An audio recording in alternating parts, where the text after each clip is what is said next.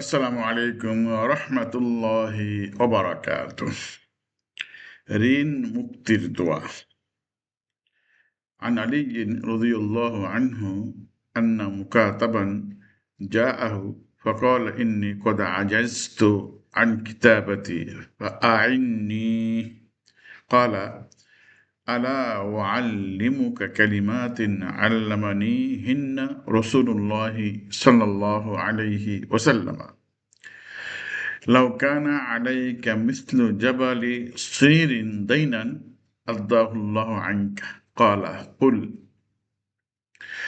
اللهم اكفني بحلالك عن حرامك وأغنني بفضلك عمن سواك.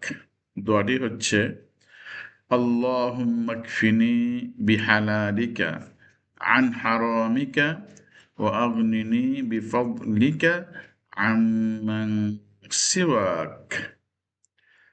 এ দোয়াটির সংক্ষিপ্ত ফজিলত হচ্ছে এটি ঋণ মুক্তি এবং রিজিক বৃদ্ধির জন্য অত্যন্ত কার্যকরী একটি দোয়া।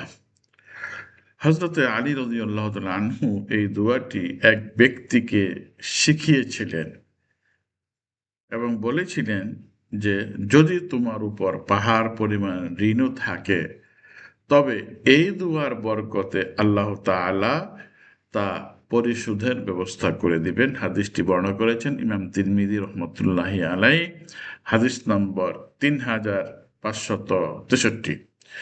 দোয়াটি আবার বলছি, আল্লাহুম্মা কফিনি বিহালালিকা আন হারামিকা ওয়া আগনিনি বিফদলিকা আম্মান সিওয়াক।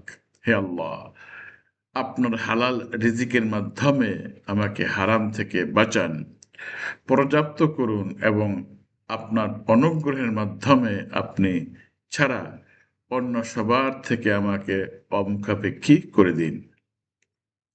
আল্লাহ রাব্বুল আলামিন আমাদের প্রত্যেককে ঋণ মুক্তির জন্য এবং রিজিক বৃদ্ধির জন্য এই দোয়াটি বেশি বেশি পাঠ করা তৌফিক দান করুন। আল্লাহুম্মা কফিনি বিহালালিক আন হারামিক ওয়া আগনিনি বিফদলিকা আম্মান সিওয়াক।